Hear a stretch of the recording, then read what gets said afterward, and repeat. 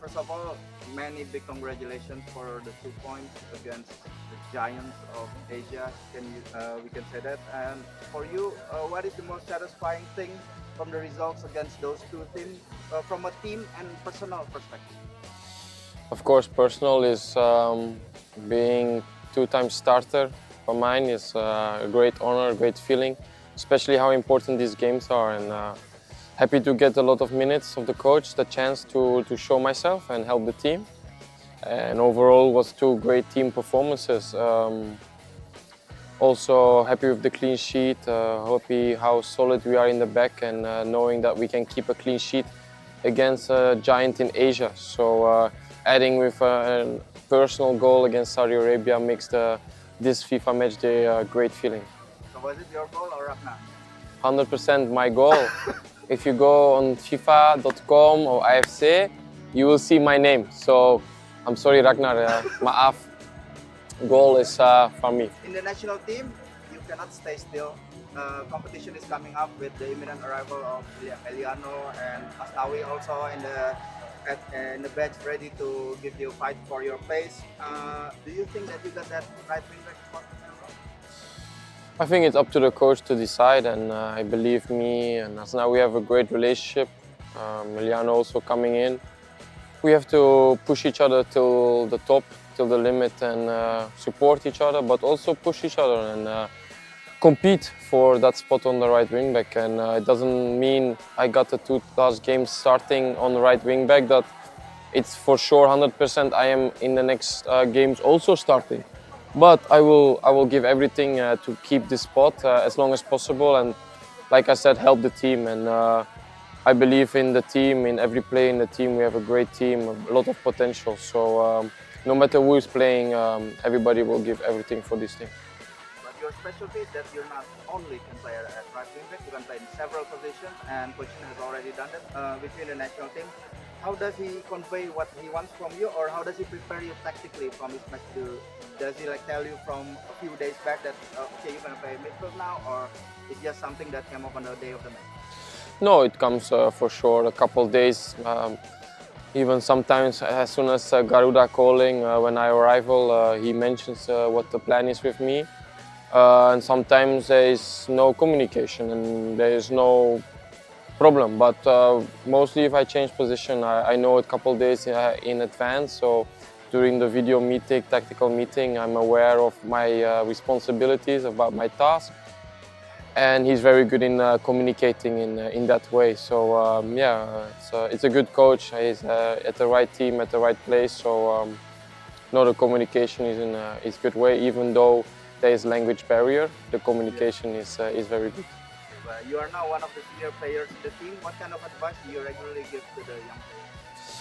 Well, of course, to work hard, to listen, and to have discipline on and off the field. I don't like players coming too late during meeting or when we have to be for dinner or breakfast. And yeah, every time it happens, I always go and talk to the player in fault. I'm not going to say names, of course, but they know about it. And for me, if you come late for a simple sarapan or something, you will come late on the field. And discipline is very important also with the team we have now. Discipline is very important because to achieve great results against Saudi Arabia and Australia, you need discipline on the field and off the field. And we've been doing it until now, and I'm very proud of the potential in the team.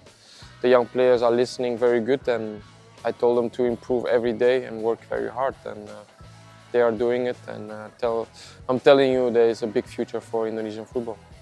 Okay, so you said that you scored that goal against Saudi Arabia. That means you scored the goal against Saudi Arabia and against Japan in the Asia Cup. Perhaps two of our most powerful opponents in the past year.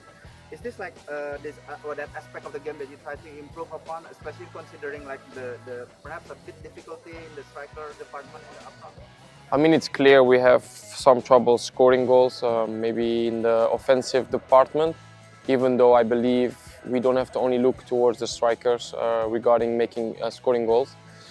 But because they put also a lot of effort of defending and a lot of effort for the team, But it's true. We need to find a way of scoring goals, and some players need to take their responsibility in that. But I mean, it's I don't want to say it's lucky, but it just happened to be against Japan and Saudi Arabia, two big countries, two big nations in Asia, where I scored my only 2 goals until now. So I was hoping to score yesterday in the first minute against my friend Matthew Ryan against Australia, but that didn't happen. So I'll have to do it in the away game. But every goal from every player is important, especially in this stage of the qualification round. Okay, in the right side of our team, you played there with Ridho. He's one of the few domestic players who can nail his place in the team. How can you describe his performances over the years? I've mentioned it many times. Rizky Ridho is by far maybe the guy with the most potential in the team.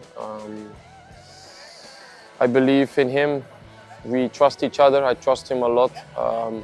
Great guy, great personality, and what a player. I mean, yesterday, what a performance he did against a tough opponent, players who have been playing in England, in Scotland, all over. And hats off to him, and yeah, he's a good friend of me, and I'm very happy to see him develop into an amazing defender and a proud leader also for the team, even at that young age. As a defensive unit with you, Ridho, and then there's Jai. Can you just explain a bit about his presence on the dressing room? Well, of course, Jay has stepped up his game into being the leader of the team. By being also the captain, you expected also from him, yes. Maybe the most experience on the highest level, playing in Serie A now. But we have a couple players who bicara banyak in the changing room to the players. I'm also one of them. Yeah, it's sharing experience and just helping each other, even if it's difficult moments, and giving the energy we need. And you can also just feel the energy from the stands, from the fans. So that in combination with talking of the players in the changing room, we are able to do great things like we did the last 2 games for Timnas Indonesia. Finally, you guys will face 2 tough away days on the October national break. I think, if I count correctly, there's a 24-hour travel time between Jakarta, Bahrain, Qingdao. How difficult is this, that long of an air travel for modern footballers? Even though Eric Thohir said that he's going to charter a flight for you guys. Well, to be honest, we need to thank Ketum Thohir a lot for how he improved the national team in professional way, helping us to be able to perform on the field in the best way possible. And this is not nothing, organizing a charter for us, especially if the charter doesn't start from here, or let's say it has to do a lot of distance. So a big terima kasih towards him. Traveling is always a part of the game, and we have a lot of players overseas, so it's tough, and you learn out of it, but it's still hard for the body, for the mental. But as long as you get results, it's not a problem. So if we get a good result in Bahrain, believe me, we have no problem traveling to China with a great feeling. We had the same feeling when we had to travel straight after Saudi Arabia game, thanks to Garuda Indonesia waiting for us. And yeah, I mean, when you are getting points and performing good, the travel, the fatigue, you don't feel it. But it's going to be important, the first game against Bahrain, to keep that momentum, to keep the good feeling, and to be able to manage the travel to China and back to Indonesia.